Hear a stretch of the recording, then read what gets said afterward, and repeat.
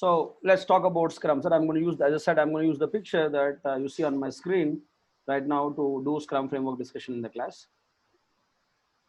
Let's say we're starting a new project using Scrum. Okay. What is the first thing that you think we need to start a new project, guys? Any new project? Business case. Description.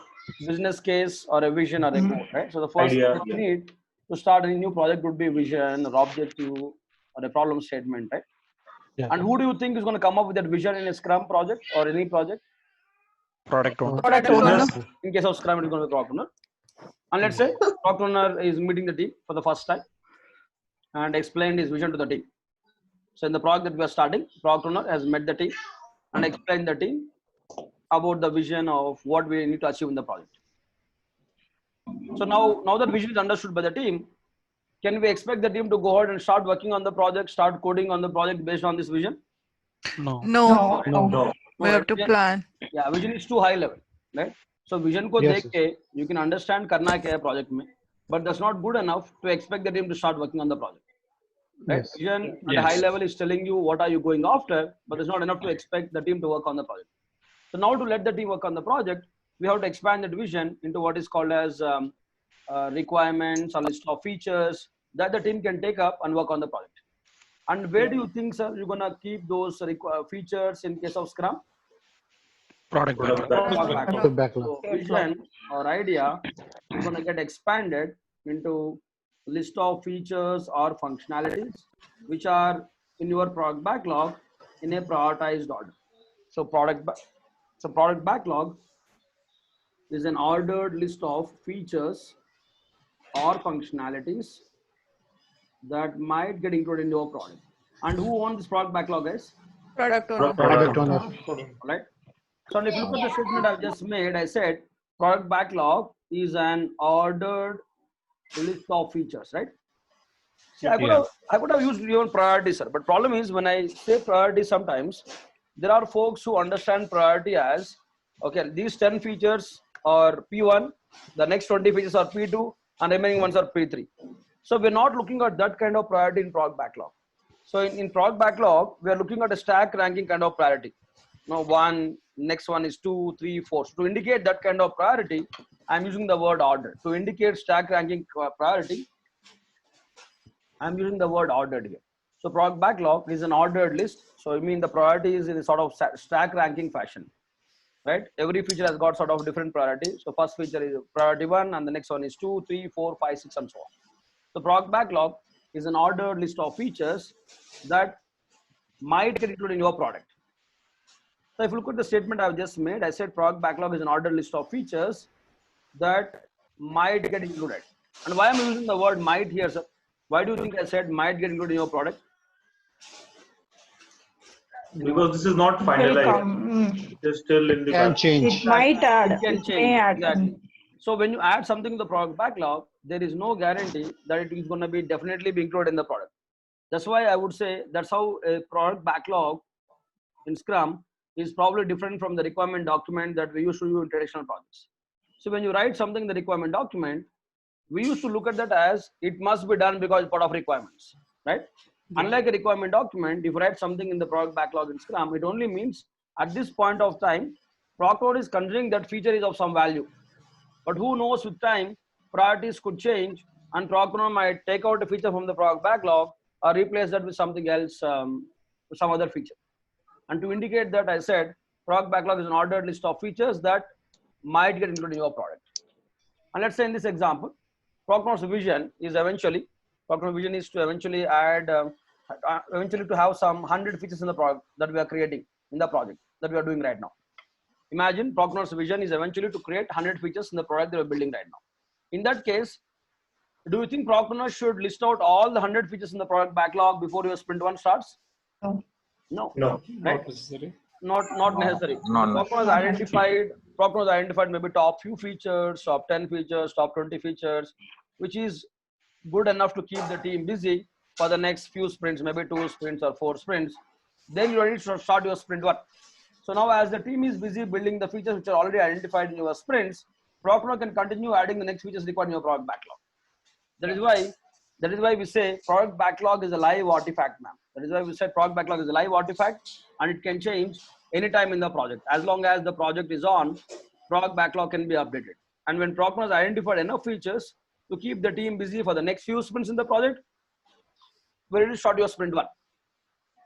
And as the team is working on whatever features are already there in the product backlog, sprint on sprint, product owner can continue adding or updating the next features required in the product backlog. And also, if you remember, so we talked about kickoff, right? Some time back. So every project requires a kickoff. Every project, including the Scrum project, requires a kickoff. What I mean is, when you start a new project, even in Scrum, we can't expect from the first day of the sprint your sprint 1 starts. When you start a new project, there is some basic preparatory work that you got to take care of before you can expect the team to start working on the project. That preparatory work that we are doing at the beginning of the project, to be able to let the team work on the project, put together is what is called as kickoff. So every project requires a kickoff. But only thing is, guys, Scrum is not telling you how to start a project or how to end a project. The only thing Scrum is saying is that you please do the preparation required in your required for this project in the way it happens in your company. But once you have everything required to start working on the project, you can start your sprint 1, and from that point you can use Scrum to manage the work in the project. But how are you starting or how are you doing the preparation required to start working on the project? Scrum is saying that I don't know. You please do it the way it happened in your company. That is why I say whatever we are doing in the kickoff is outside the scope of Scrum. So Scrum is not telling you how should we do hiring for the project. How should we get the licenses required for the project? How do you get the approvals done for the project? Okay, how do you find the place for people to sit together? So Scrum is basically saying, look guys, you should do all those things the way it happens in your company. And once you have everything required to start working on the project, from that point your sprint 1 starts. In this case, in this example, from July 20th, in the example, your sprint 1 starts. And from that point, you're going to use Scrum to manage the work in the project. And whatever has happened before that, this is kickoff, and this is outside the scope of Scrum. And you should do it the way it happens in your company. So every project has kickoff, but Scrum is not telling you how to do that. You should do it with the way it happens in your company. So, sir, if somebody asks you, how do you do hiring in Scrum? Is Scrum telling you how should we do hiring in Scrum? No. Outside the scope of Scrum, it's up to you, right? So let's say in our example, you guys did the kickoff required. You guys did the preparation required to start working on the project. Now you have everything required to start working on the project, and we are starting our sprint 1. Let's say we are done with the kickoff. We have good enough product backlog. Now we are starting our sprint 1. Okay. By the way, what is a sprint, guys? What is a sprint? What is a sprint? Sprint is an event. Yeah, event. Time box event. Time box. Thank you. Time-based event. Thank you for saying that, sir. For a couple of seconds, right, I was really worried when you did not answer what is a sprint, because, sir, after almost 1.5 days of training on Scrum, if people don't answer what is a sprint, right, I think only option the trainer has got would be to go to the top of the building out of frustration. Main kya kar raha hu life mein? So Fahim saved my life by answering that question. Thank you. So what is a sprint? Time box. Time box. Event is a time box in Scrum. And what is a time box? Don't say sprint now. It becomes infinite loop. Okay. What is a time Fixed box? timing. I mean, fixed Fixed timing. time. Which Fixed start time, fixed end time. Starting. One person. Go ahead. What is a time box? Who wants Start to go and ahead? end. Yeah, Nadira, go ahead now. So it has Start got, and it has yeah, got it start has time and fixed end time. Start What- time and end time. What else? Fixed duration. Fixed duration. Fixed duration. Okay. Estimation. What is the time? You guys see my screen, right? Yes, Yeah. yes. It has got The fixed same start time, fixed Same end time, duration. fixed duration. Not only fixed duration, it's also same duration for every sprint in the project, right? No gaps. Yes. And what else? There are no No, gaps. no as well gaps, as overlaps. overlaps. this is what is a sprint. And in Scrum, what is the time box suggested by Scrum for a sprint, guys? Max 4 weeks. Max 4 weeks. 4 weeks. That already.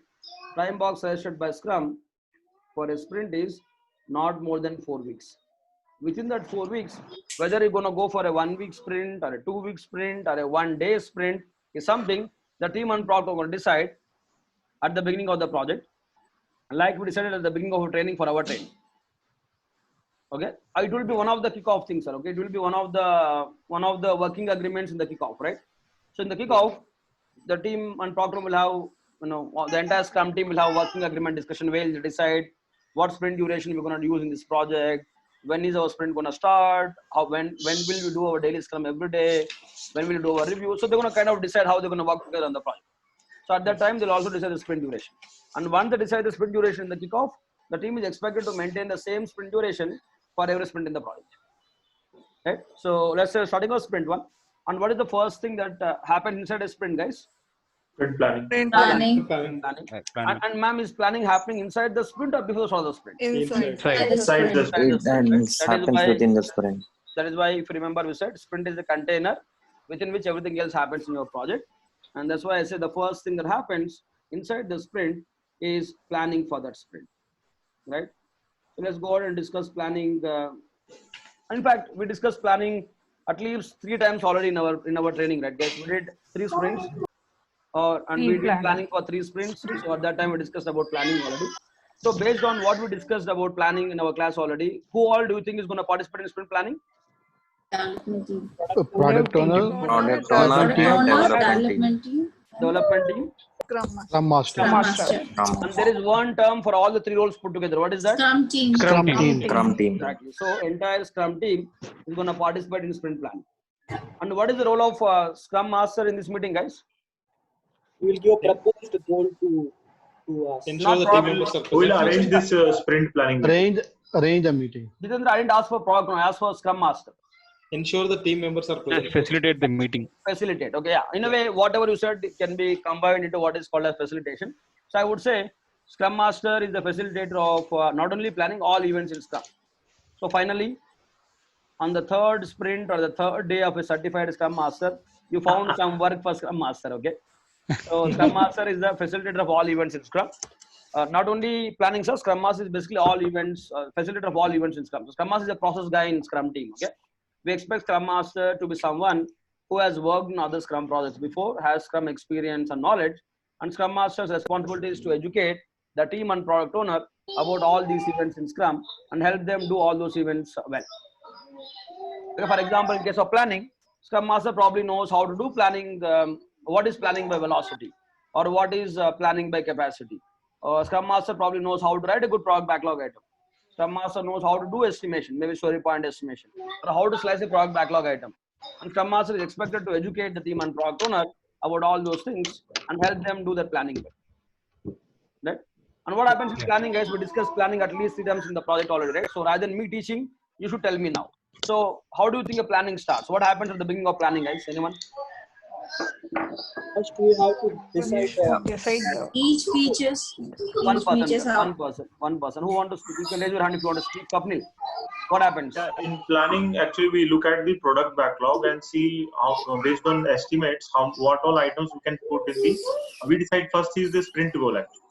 Yeah, exactly. First, are we going to decide or somebody is going to propose the goal? At the The product owner will propose sprint goal. And based on that, yeah, development team picks up the product backlog into the sprint backlog.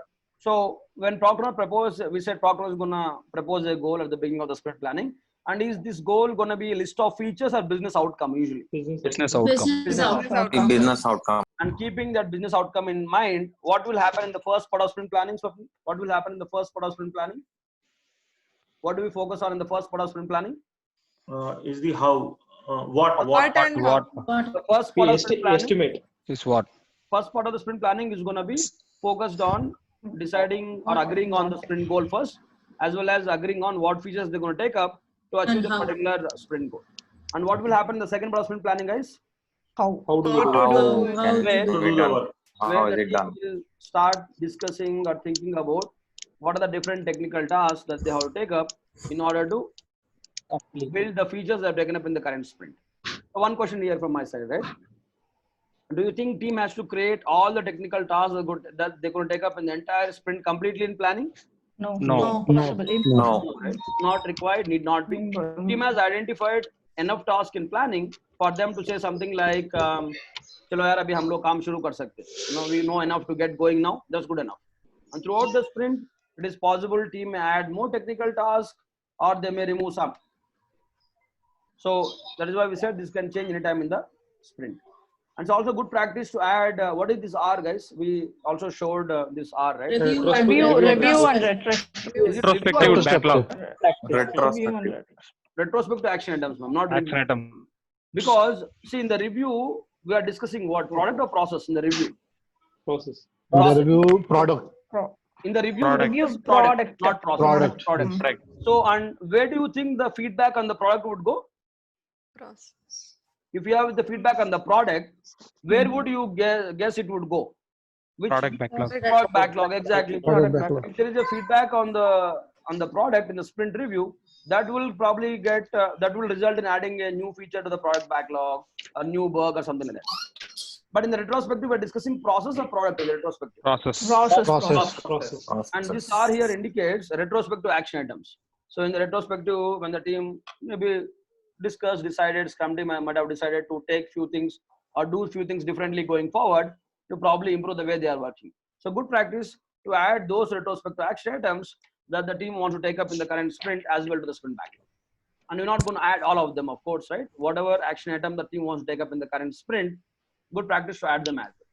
And as I said, adding them is a good practice because that helps remind the team that they also have to take care of these improvements along with the sprint goal that they're going after in the current sprint. Right? That's how we do sprint planning. So in this But it's not. It will not be mandatory to add. well, I would, sir, if you look at the Scrum Guide, it says it is recommended to add at least one retrospective action item. Because Yes. Fahim, you know what, the reason why I don't want to say, no, it is not mandatory, right? Then people don't focus on basically improving the way they're working. They just keep, working on the project saying, man, we are very busy, a lot of work to do. It's like saying, Fahim, man, I'm busy with a lot of work, so I will not work out now. For next 1 year, I keep working hard. After 1 year, I'll start working out. By then, your health will be screwed up. So you got to balance between, value delivery as well as taking care of yourself so that you can continue doing better. Yes. Right? So it's important to balance between value delivery as well as how the team can improve the way they are working going forward. Because see, if you remember, if the team starts improving how they're working, they'll be able to deliver more value going forward to the business. Yes, sir. It's not waste of time. A lot of time some people think, oh man, we don't have time. No, I think if you take the time now, in a way as a team, they can deliver more value going forward to the business.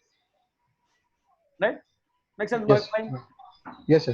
Actually, I only mentioned because I've seen question within this Scrum that okay, it is we have to put it or no, it's not mandatory. So that's why I just want to highlight that it's not mandatory to add it, but it's better to add it. Definitely. I mean, Scrum Guide uses language of saying it's recommended. It's a good practice to use it. And if I am a Scrum Master working with the team, I would definitely say, guys, I know we have definitely delivered product. And I've never seen a team who will say, we're not busy. They're always pressure to deliver something. But it's important, same as our life. So we always have so much of work to do every day. So if you kind of get caught up with that and don't work out, don't take care of your health, it's gonna impact you in the long run. You will not be able to deliver. Maybe then you have to take a 6 months break afterwards. Yes. So usse better hoga, you better take the time to work out every day so that you maintain your health and you can focus on what you're doing going forward. Same logic goes here as well. Yes. If you give the time for the team to figure out how they can improve, that as a team they can start delivering more value going forward. Yeah. Yes. Okay. So let's say in this example, we're done with sprint planning now. So what is the output of sprint planning, guys? What do you think we get from sprint planning? Sprint The backlog. sprint backlog. Sprint goal and sprint backlog. Sprint goal and sprint backlog, right? And can sprint backlog change once planning is over? Yes. And can sprint goal change once planning is over? No. No. Sprint goal cannot change, whereas sprint Cannot be backlog changed. changes. Remember, it's more like wickets can't be moved once you are bowling, but you can bowl the way you want to hit the wickets. That's why sprint backlog can change, whereas the goal cannot change. Right? And who owns the sprint backlog, guys? Development team. Development team. And when people say just team, usually they're referring to Development team. right? So development team owns this sprint backlog. And time box, one more data point about planning, sir. The time box suggested by Scrum for sprint planning is less than or equal to 8 hours for a 4 For week. 1 month. Okay, so for a 1 month sprint, you're expected to use not more than 8 hours for your sprint planning, and usually shorter for shorter sprints. For the shortest one. For a 1 month sprint, you expect to use not more than 4 hours and usually shorter for shorter sprints. So we're done with planning now. Okay. Here, nursing. Yeah, Jitendra, go ahead, sir. Like this Scrum Master, which was just now came into a picture in today's discussion. Like every time the product owner is a part of our development team discussion for any changes or add or delete item. But though the guy will come product owner through Scrum Master, or he can directly interact with development team. Directly, sir. In So- fact, but see, I really understand what Jitendra is trying to do, right?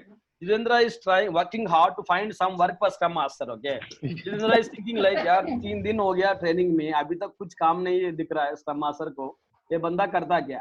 So as I said, when we go to Scrum Master role, we discuss that, Jitendra. But to answer your question, in fact, I would say Scrum Master job is to take 2 steps backwards and let the team and product owner interact with each other directly. So Scrum Master is going to tell the team and product owner, आप दोनों को directly interact करना चाहिए, and should and Scrum Master expect to do whatever is required to make sure product owner is interacting with the team on daily basis and they're able to communicate directly. Okay. Let me give one work of Scrum Master. Again, we'll discuss more about it when we get there. I would say one of the most important responsibilities of Scrum Master is also to actively not do nothing. To actively do nothing. Contract. Sir, doing nothing is different from actively do nothing. Okay, we'll talk about what does probably actively do nothing means when we go into a Scrum Master role in some time. Until then, remember item song, right? So you got to wait for item song to come in. Until then, please wait. Okay, let's continue with the discussion. So in this example, we're done with sprint planning now. We have a sprint goal, sprint backlog ready. What happens after that, sir? Abhi kya hoga? Development to Will start. development to start. Or the team is going to now start working towards the sprint goal. So once the planning is over, any sprint, the team will now focus on doing whatever is required throughout the sprint to try and deliver working software by the end of the sprint. And along with this work towards meeting the sprint goal by the end of the sprint, there is also one meeting